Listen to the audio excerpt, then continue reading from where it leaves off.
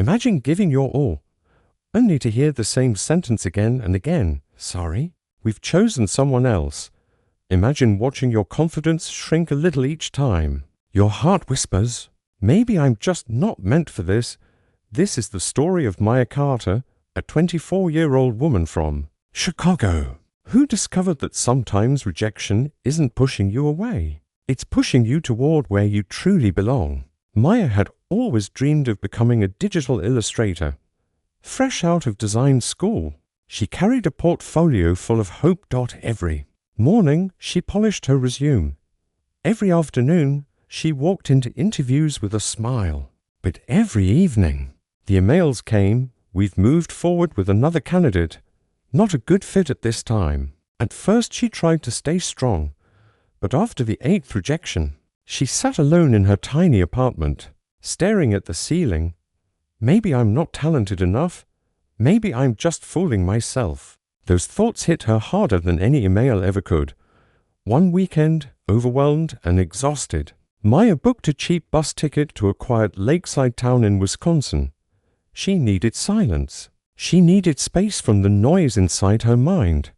Walking along the lake trail, she found a small wooden bench. An elderly man with silver hair sat there sketching the view. Maya hesitated but finally asked, "May I sit here?" The man smiled. Of course, every tired soul deserves a quiet place to breathe. For a long moment, neither of them spoke. Then, slowly, Maya opened up. "I've tried so hard," she said softly, "but nothing works. Everyone keeps rejecting me. Maybe I'm just not good enough." The man set down his pencil and looked at her kindly. "Do you know how many drawings I've thrown away?" Maya blinked. "How many?" He chuckled softly. "More than the number of stars you can see tonight." He held up a handful of short, worn-down pencils. "Each of these broke before I finished a drawing. But I didn't stop, because every broken pencil taught me something the perfect ones never could." He leaned closer. "Rejection doesn't say you are not enough. It says you are being shaped. Good art takes time. Good artists take even longer." Maya felt her chest loosen. For the first time, rejection didn't feel like a verdict. It felt like training. The old artist continued, "Have you heard of the lotus?" Maya shook her head. "It grows in muddy water. For weeks, nothing appears on the surface. People think nothing is happening. But deep below, it's building the strength it needs to rise." His voice softened. "You are like that lotus, Maya. Right now, you are growing when no one can see. But growth in silence is still growth." Something inside Maya shifted, not suddenly, but gently, like dawn breaking after a long night. When Maya returned to Chicago, nothing around her had changed.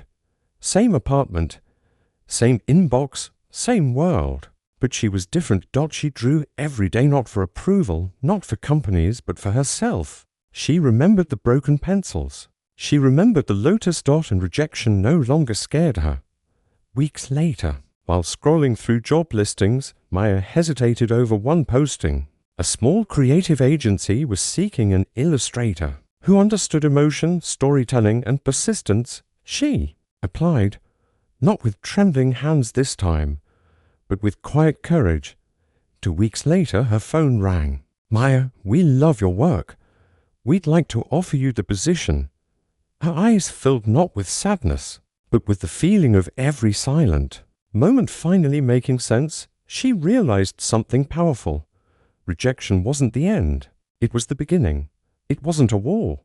It was a detour toward what was meant for her. Every no was training her, shaping her, preparing her. Because the right yes is worth every wrong turn. Rejection does not mean you're not good enough. It means you're getting ready. It means your roots are growing in silence. It means your moment is coming, even if you can't see it yet. So keep applying. Keep practicing. Keep dreaming. Your story isn't over. It's just beginning.